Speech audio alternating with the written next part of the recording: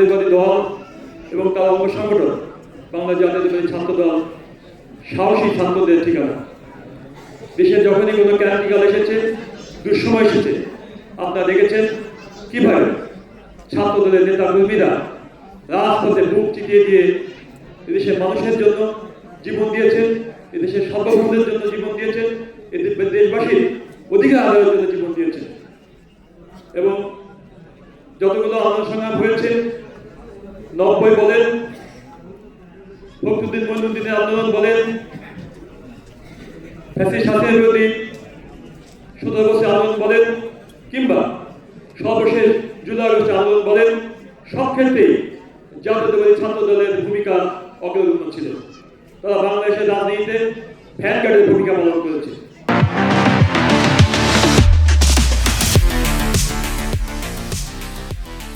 আপনারা দেখতে পেয়েছেন 242 জন শহীদ একমাত্র ছাত্রদল থেকেই, 142 জন শহীদ একমাত্র ছাত্রদল থেকেই তাদের জীবন উৎসর্গ করেছে। বাংলাদেশের আর কোনো সংগঠন এত শহীদ আর কোনো সংগঠনে কেউ দেশের জন্য জীবন উৎসর্গ করেনি।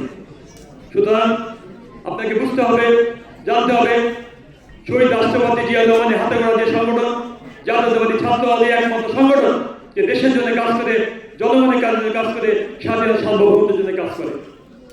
এবং সর্বশেষ জুলাই আন্দোলনে আপনারা দেখেছেন কিভাবে জাতীয়তাবাদী ছাত্রদের নেতা কর্মীরা জীবন দিয়েছেন, অসংখ্য নেতাকর্মী গুম হয়েছে, খুন হয়েছে, এবং অসংখ্য নেতাকর্মী এখনো পঙ্গুত্ব বরণ করে জীবন মৃত্যুর সন্ধিক্ষণে তারা দিন পার করছে।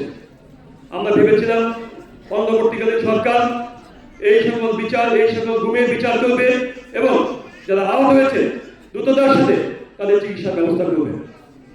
কিন্তু আমরা দেখতে পেলাম কেমন যদি ফাঁকা ফাঁকা ভাব, মুখে বলে করবো, বাস্তবে করে না। আমাদের নেতা বলেছেন তাই যে দ্রুততার সাথে এই সকল বিচার করতে গেলে এবং শহীদদের পাশে থাকতে গেলে একটি গণতান্ত্রিক সরকার প্রয়োজন, এবং একটি গণতান্ত্রিক সরকারই পারে আগামী দিনে সুন্দর বাংলায় করতে যে সকল আমাদের ভাই বোনেরা এখানে মা বোনেরা বলেছেন বিচার, সে বিচার ত্বরান্বিত করতে। কিন্তু আমরা দেখছি ফ্যাসিস্ট হাসিনা রেখে যাওয়া এটি ষড়যন্ত্রকারী মহল এবং প্রশাসনের মধ্যে ঘাটতি হয়ে থাকা এই কুচক্র মহলের ষড়যন্ত্রে কেমন জানি জনগণের ক্ষমতা জনগণের কাছে ফিরিয়ে দেওয়ার জন্য 17 বছর যে আমরা আন্দোলন করেছি, ভোটের অধিকার আদায়ের আন্দোলন, সেই ভোটের অধিকার তারা ফিরিয়ে দিতে চায় না। কেমন যেন একটা তাল ভাঙা শুরু করেছে, কেমন যেন একটা ষড়যন্ত্রের আমরা গন্ধ লক্ষ্য করছি। আমরা বলতে চাই, আপনাদের সন্তান শহীদ হয়েছে, আপনাদের কষ্ট আপনাদের চাইতে কেউ ভালো বুঝবে না।